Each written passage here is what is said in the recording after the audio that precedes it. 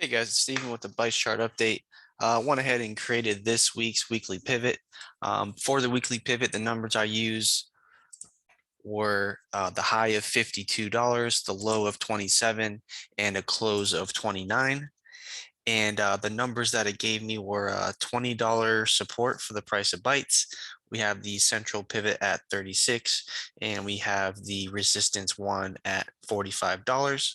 Overall, looks like we're pretty solid here. Starting to see some buyers come in here with some volume, and yeah, we'll see.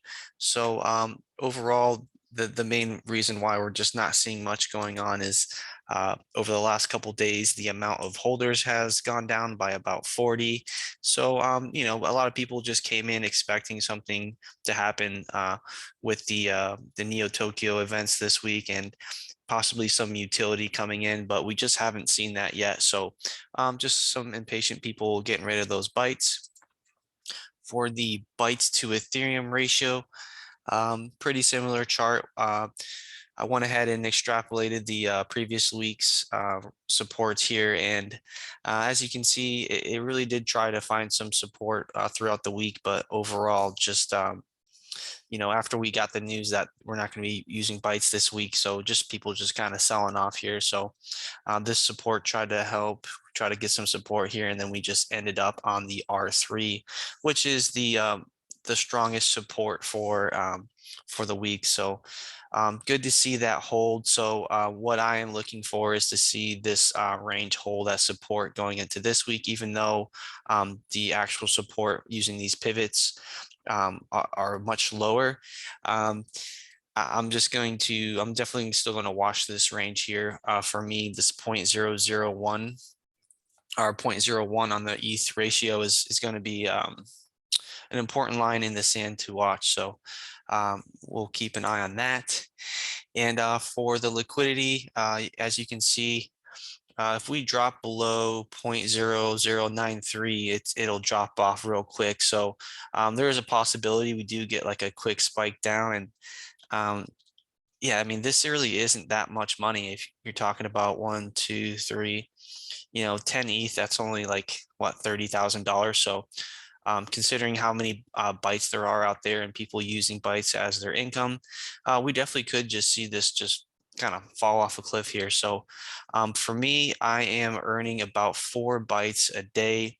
So that's about $44,000 a year. So this past week here, I haven't really put my liquidity to work. I wanted to just hold on to my bytes and just see what happens. And obviously not much happened over this week with the tournament. So I do plan on putting my bytes back to work here. And I think my plan is to just, I think I'm going to just try to defend this zone here with the 0.01 with 100 bytes per ETH. So I'm probably just going to put all my bytes right here and just kind of put it to work. So if we do start to get some buyers coming in, they'll be able to buy my bytes. And if we get some sellers coming in, they'll be able to sell the bytes in this zone here. So this is what I'm probably going to do if gas prices go down. And then, of course, we could definitely see just a huge spike higher into the prices here. And I just lose out on all that upside. But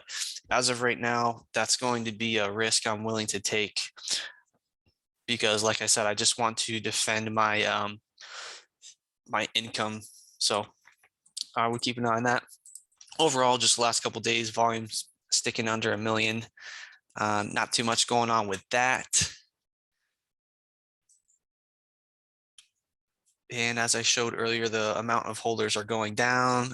The amount of tokens are staying relatively the same here. I guess some people are starting to redeem their tokens for identities, land, and that is to be expected when you have this lower bytes price. That is definitely a benefit to the Neo Tokyo system here, where you can redeem those bytes 2,000 for an identity and try to get a better identity than the floor.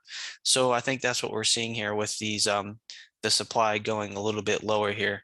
And I do hope that we start to see some more burning mechanisms. I wouldn't be surprised if we do start to see more burning. and market cap's down with the price being at 29. So $24 million market cap. Definitely some more upside there possibly. And yeah, not much. I haven't really done anything with my liquidity. Overall, the floors have been holding somewhat steady. I was watching the outer identity floor, and before the event, we had like a 7 ETH floor. So I had a buddy who actually did scoop one up for underneath 7 ETH. So, and the reason they did that is because even though they're just buying the floor, they're going to be able to get a random they're going to get their next item cash for having this ID. So just a bet that the next items that he gets for buying the floor will be at least worth half. So he'll be able to make a profit with that. And for the macro market, just looking over Bitcoin, I went ahead and created this month's pivot chart. So the numbers that I use for this month, I use the high of 48,600, the low of 33,000, and the close of 38,000. And as you can see, we got the central pivot right here at 40,000. So as we started this month off, we just basically accumulated and shot up right to this magnet here. And so we're just watching for this support to hold. And if we're bullish, we'll go ahead and test this 47,000 high for the month. And just to finish off, I was talking with my friend. He was interested in, he's interested in Neo Tokyo, and he's seen all the different projects that, they create a DAO, an NFT project, and within the NFT project, they buy Neo Tokyo citizens. And, the reason obviously is if you can buy a citizen, you can get passive yield. And, obviously if you hold that in a DAO, that can benefit everybody. And I went ahead and if you want to follow my Twitter, you can. I went ahead and just kind of explained how I felt about that and why I don't feel like using a DAO for an NFT is the best solution. My solution would be to create a liquidity pool. So if that's something you want me to go a little bit further into detail, I have created a video of creating a DAO. I've created my own DAO just for reference on the Phantom blockchain. And basically, the whole plan, I think what the best thing to do for a DAO would be to create a liquidity pool. So you would use the DAO to create funds. So for example, let's just assume we're on Ethereum network here. If we could somehow raise, just say $100,000, if we can get 1,000 people in that pay $100, what would happen is everybody would invest in the liquidity pool token. So as the DAO, you would go ahead and just buy here. And once you go into the DAO, we would assume that all the, basically we'd have it be Ethereum to get in. So once the funds are in the Ethereum DAO here, you would basically be able to just create a liquidity pool. So what's really interesting about that is these liquidity pool tokens that you are buying are very fungible. So although you're paying about, I saw it's about $20 gas to activate, and I believe it'll be about $40 to $60 to purchase the liquidity pool token. Comparing that to Uniswap, it's actually not that expensive. So for example, if we were to create a liquidity pool, what would happen is, let's just assume we have a liquidity pool position of 1,000 bytes.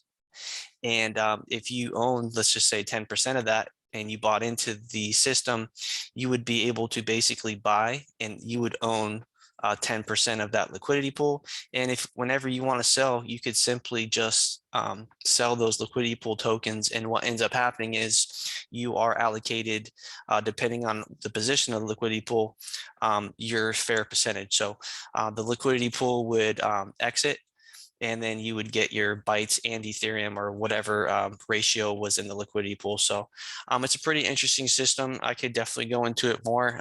Leave a comment or like below if you're interested in that, and or if you'd want to invest in that, or if you have any ideas with that. And like I said, I could definitely go into it more. I might as well just do it now here. So a friend of mine came to me with the idea of the Neo Tokyo DAO, and NFTs. I just don't feel like it would be very fungible. So like I said, the best solution would just to be creating a liquidity pool token. And then you could use at the DAO to decide like where do you want to place those liquidity pool tokens. Aggressive? Do you want to be more like a buyer and take get those fees from all the people that are selling? And yeah, so it's just an idea. And obviously, we need to raise a significant amount of money to make it worth it for the DAO to work. But yeah, that's just what I got. And then ultimately, I think the coolest thing that we could do as a community, especially inside Neo Tokyo, is to just bring Bytes to a different ecosystem. So Polygon would probably be the best system. So just being able to trade Bytes for low fees on Polygon would be ultimately a very nice thing. So if we could somehow get, $100,000, $200,000 worth of liquidity for Bytes into Polygon, that would definitely help. I think, take Bytes off the market, but also kind of have this cheaper way to trade it. So yeah, that's all I got for today. If you got any questions, let me know, and I'll talk to you later.